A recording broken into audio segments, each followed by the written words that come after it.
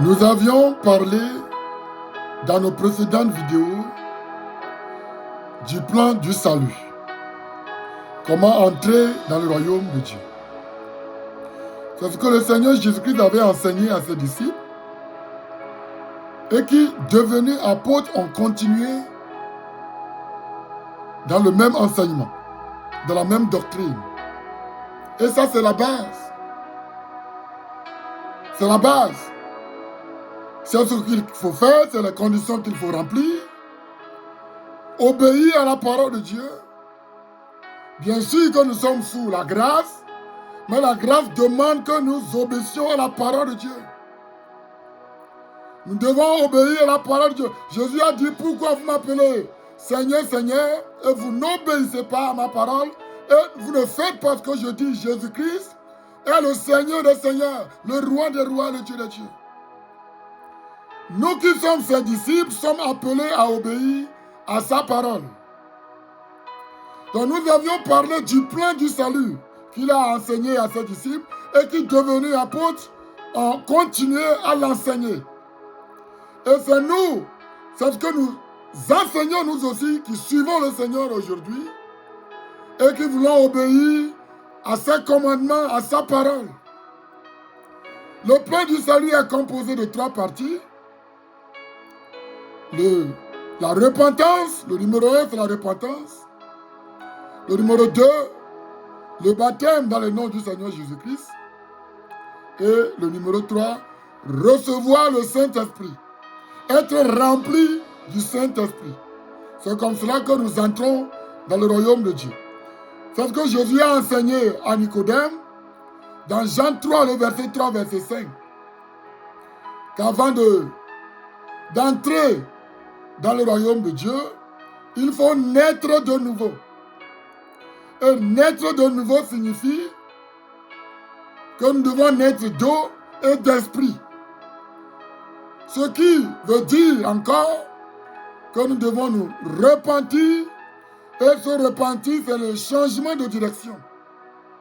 C'est de se détourner de la méchanceté du péché, de l'iniquité, de la transgression.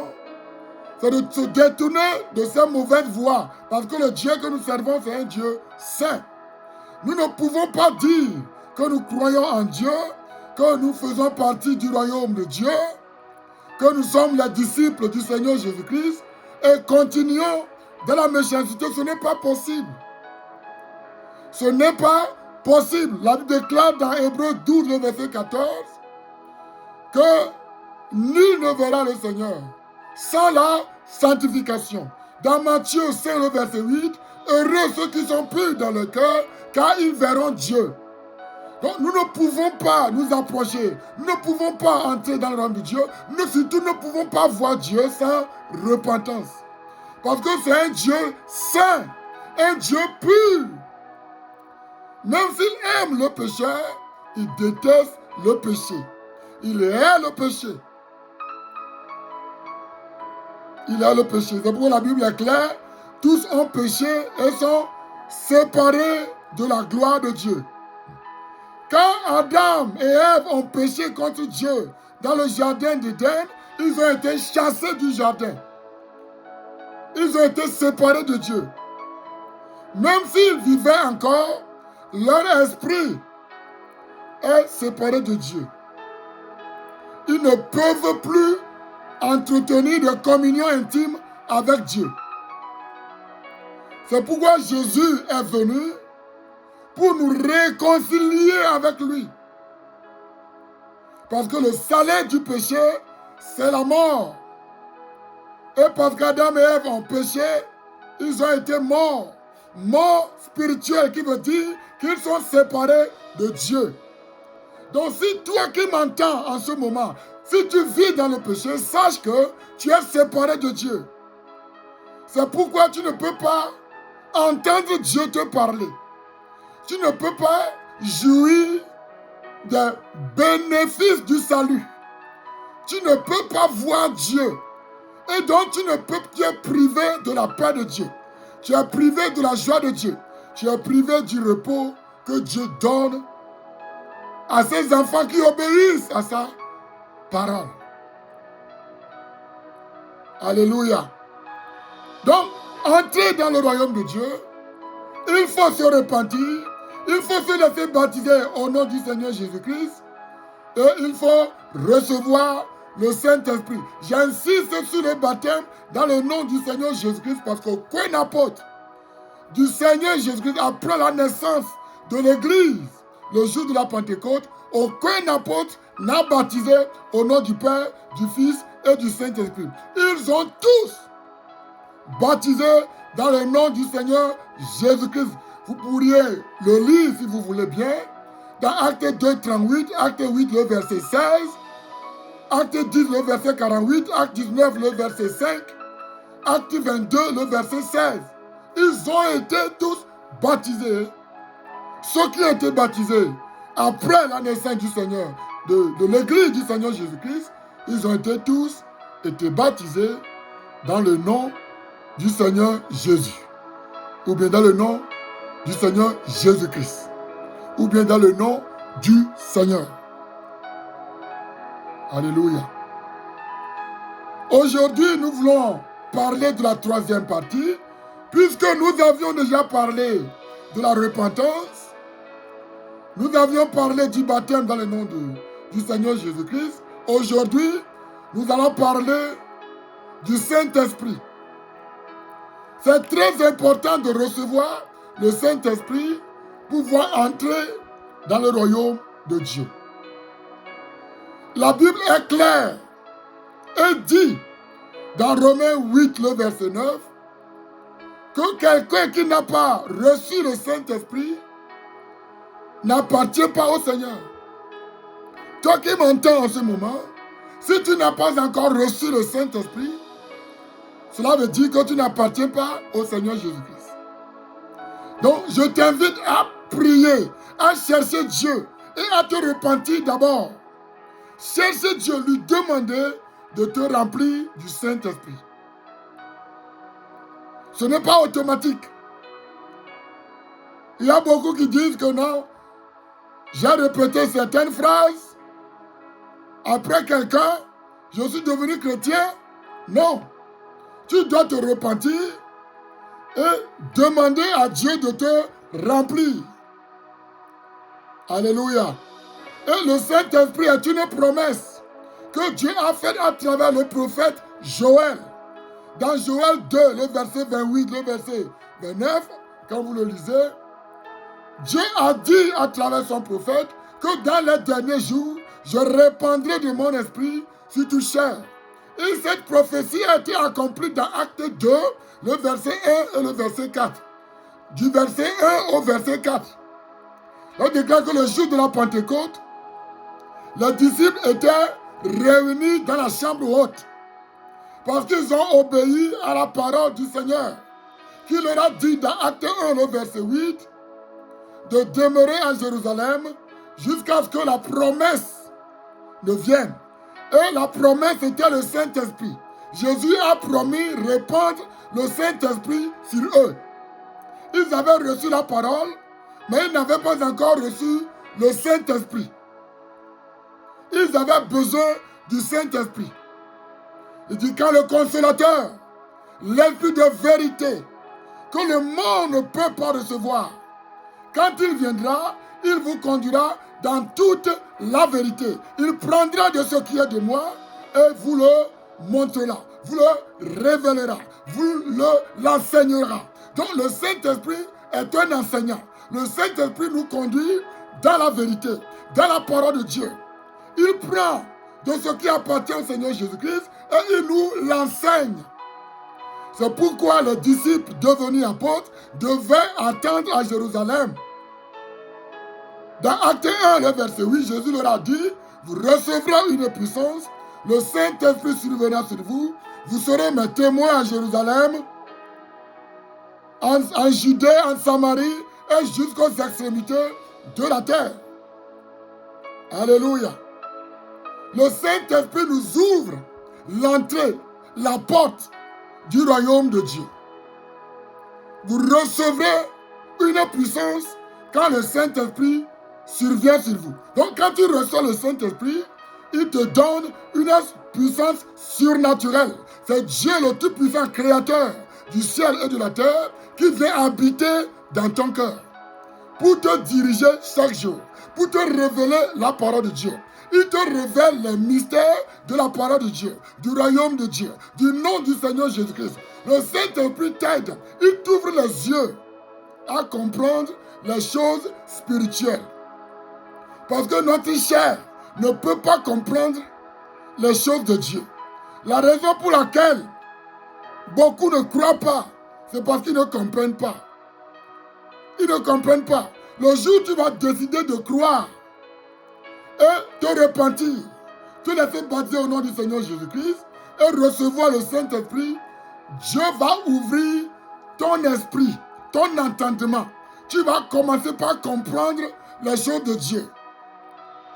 Toi qui peut-être te moques, il y a des gens qui se moquent des apôtres de Dieu, des prophètes de Dieu, ils se moquent des apôtres, ils se moquent des prophètes, ils se moquent des évangélistes, ils se moquent des pasteurs, des enseignants. C'est des gens qui n'ont pas reçu le Saint-Esprit. Donc ils ne comprennent pas les choses de Dieu. Ils sont juste charnels, mais ne comprennent pas les choses de Dieu. Je ne veux pas parler mal d'elle, je viens d'elle. Je veux juste dire que si tu n'as pas le Saint-Esprit, tu ne peux pas comprendre les choses de Dieu parce que c'est le Saint-Esprit qui est Jésus-Christ en toi, qui te conduit dans la vérité de Jésus et qui te la révèle. Alléluia. Et la parole de Dieu est claire que celui qui n'a pas le Saint-Esprit n'appartient pas à Jésus-Christ. Il ne lui appartient pas. Paul a rencontré certains disciples et leur a demandé: avez-vous reçu le Saint-Esprit quand vous avez cru? Ils ont répondu qu'ils n'ont jamais entendu parler du Saint-Esprit. Après, Paul reprend et leur demande: de quel baptême avez-vous été baptisés? Ils ont répondu: nous avions été baptisés du baptême de Jean. Et là, Paul leur a expliqué que le baptême de Jean était juste pour préparer les cœurs. C'était juste un baptême de repentance pour les préparer. Et c'est pourquoi Jean-Baptiste lui-même, quand il était venu en tant que le précurseur du Seigneur Jésus-Christ, pour préparer le chemin du Seigneur, il dit: moi je vous baptise d'eau, mais celui qui vient après moi, il est plus puissant que moi. Je ne suis pas digne de délier les courroies de ses chaussures. Lui vous baptisera du Saint-Esprit et de feu. Donc c'est le Seigneur Jésus-Christ seul qui peut baptiser quelqu'un ou quelqu'une du Saint-Esprit. L'homme peut baptiser d'eau, mais c'est le Seigneur Jésus-Christ qui baptise du Saint-Esprit. Alléluia. Donc sans le Saint-Esprit, tu ne peux pas entrer dans le royaume de Dieu. Sans le Saint-Esprit, tu ne peux pas avoir la paix du cœur. Sans le Saint-Esprit, tu ne peux pas comprendre les réalités spirituelles. Parce que le royaume de Dieu, comme Romains 14, le verset 17 l'a signifié, l'a dit, est la justice, la paix, la joie par le Saint-Esprit. Par le Saint-Esprit. Donc toi qui m'entends et qui n'as pas encore reçu le Saint-Esprit, je t'invite à le recevoir. Parce que est-ce que tu vois ce qui se passe dans le monde? Tu entends ce qui se passe dans le monde? Le monde dans lequel nous sommes, le monde dans lequel nous sommes, les cieux et la terre, tels que nous les voyons aujourd'hui, passeront. Les richesses de ce monde passeront. Toi qui bâtis ta vie sur les richesses, les richesses de ce monde passeront. Tu vas quitter ce monde pour les abandonner. Tu vas quitter ce monde et les abandonner. Mais le royaume de Dieu est éternel. Le royaume du Seigneur Jésus-Christ est éternel. Et Jésus ne veut qu'aucune périsse. Mais que nous tous nous arrivions à la repentance. Que nous tous nous arrivions à la connaissance de la vérité pour être sauvés. Vous connaîtrez la vérité et la vérité vous affranchira. La vérité qui nous affranchit, qui nous libère, c'est qui la vérité? C'est Jésus-Christ, la vérité. Mais c'est la connaissance de cette vérité-là qui nous libère, qui nous affranchit. Et c'est cette vérité que nous prêchons aujourd'hui. Pourquoi? Parce que Jésus t'aime. Parce que Jésus t'aime. Et Jésus a mis cet amour-là dans mon cœur, dans le cœur de tous les enfants de Dieu. Les croyants authentiques qui croient au Seigneur Jésus-Christ, qui ont reçu le Saint-Esprit, qui vivent et marchent dans la justice, dans la sainteté, dans la sanctification, dans la pureté, dans l'obéissance à Dieu, dans la crainte de Dieu. C'est très important que tu reçoives le Saint-Esprit. Laisse-moi prier pour toi. Laisse-moi prier pour toi. Que le Seigneur Jésus-Christ te pardonne tes péchés. Parce que la Bible déclare que celui qui vit dans le péché, il va mourir dans le péché. Il va mourir. Mais si nous disons que nous n'avons pas de péché, nous nous mentons, nous nous séduisons nous-mêmes. Et la vérité n'est point en nous. Si quelqu'un dit qu'il n'a pas de péché, si quelqu'un dit qu'elle n'a pas de péché, la personne ment. Et la vérité n'est point en elle, ou bien en lui. Maintenant, ou bien à cet homme, ou bien à cette femme. Mais si nous nous repentons, si nous lui confessons nos péchés, 1 Jean 1,9, il est juste et fidèle pour nous les pardonner et pour nous purifier de toute iniquité, de toute injustice. Si tu demandes pardon à Dieu pour tes péchés, tes mauvaises voies, tes mauvaises pensées, tes mauvaises paroles, tes mauvaises actions, tout ce que tu as fait, pensé, dit et fait qui n'a pas honoré Dieu, Jésus est fidèle. Il est miséricordieux. Il peut te pardonner. Mais c'est un choix que nous faisons. C'est une décision personnelle que nous prenons parce que Dieu respecte notre volonté. Il ne va pas aller au-delà de notre volonté. Il ne va pas nous obliger à nous repentir. Il ne va pas nous forcer à nous repentir. Et moi non plus.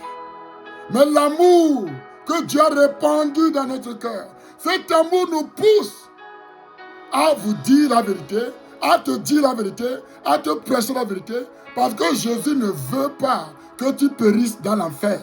Jésus ne veut pas que tu passes l'éternité dans l'enfer. C'est pour qu'il a donné sa vie pour toi à la croix du calvaire. Il est mort pour toi. Il est enseveli pour toi. Mais il est ressuscité avec toi. Et il t'invite à t'identifier à lui. Tu t'identifies à Dieu comment? Si tu te repens, tu es mort avec lui. Si tu te laisses baptiser au nom de Jésus-Christ, tu es enseveli avec lui. Si tu reçois le Saint-Esprit, tu es ressuscité avec lui. Tu es ressuscité, le Saint-Esprit vient habiter en toi. Et tu es ressuscité à une nouvelle vie. Si quelqu'un est en Christ, il est une nouvelle créature. Les choses anciennes sont passées, voici toutes choses sont devenues nouvelles. Quand tu vivais dans le mensonge, tu ne vis plus dans le mensonge. Quand tu reçois le Saint-Esprit, tu es ressuscité à une nouvelle vie. Le royaume de Dieu vient habiter dans ton cœur. Le royaume de Dieu vient, comme Esprit de Dieu, demeurer dans ton cœur. Le royaume de Dieu est dans notre cœur. C'est dans ton cœur que le royaume de Dieu se manifeste par la présence du Saint-Esprit. Alléluia. Tu n'es plus la même personne. Quand tu reçois le Saint-Esprit, tu es changé, tu es transformé. Quand tu buvais de l'alcool, tu ne bois plus de l'alcool. Quand tu mentais, tu ne mens plus. Quand tu vivais dans le péché, dans l'idolâtrie, dans la drogue, tu ne vis plus dans l'idolâtrie. Tu ne vis plus dans le péché sexuel. Quand tu vivais dans la fornication, dans l'adultère, quand tu rencontres Jésus, quand tu reçois Jésus, quand tu reçois le Saint-Esprit, tu ne vis plus dans la fornication, tu ne vis plus dans l'adultère, tu ne vis plus dans le mensonge, tu ne vis plus dans le péché, de la transgression, dans l'iniquité. Parce que tu es une nouvelle personne. Alléluia. Parce que les pécheurs ne vont pas hériter le royaume de Dieu. C'est pourquoi Jésus t'appelle ce soir, ce matin, ce midi, à lui donner ta vie, à te repentir, à te laisser baptiser au nom de Jésus-Christ pour la rémission de tes péchés et pour recevoir le Saint-Esprit. Tu dois recevoir le Saint-Esprit. Parce que celui qui n'a pas le Saint-Esprit n'appartient pas à Jésus-Christ. Père éternel, je prie que tu aies pitié, que tu pardonnes les péchés. Que le Seigneur te pardonne tes péchés. tout ce que tu as fait, ce que tu as pensé, ce que tu as dit, ce que tu as fait qui n'a pas honoré le nom du Seigneur Jésus-Christ, qui te les pardonne. Pardonne-leur, Seigneur, leurs péchés. Ne leur impute pas leurs péchés. Pardonne-leur. Couvre-les par ton sang, Seigneur Jésus. Et accorde-leur une nouvelle vie.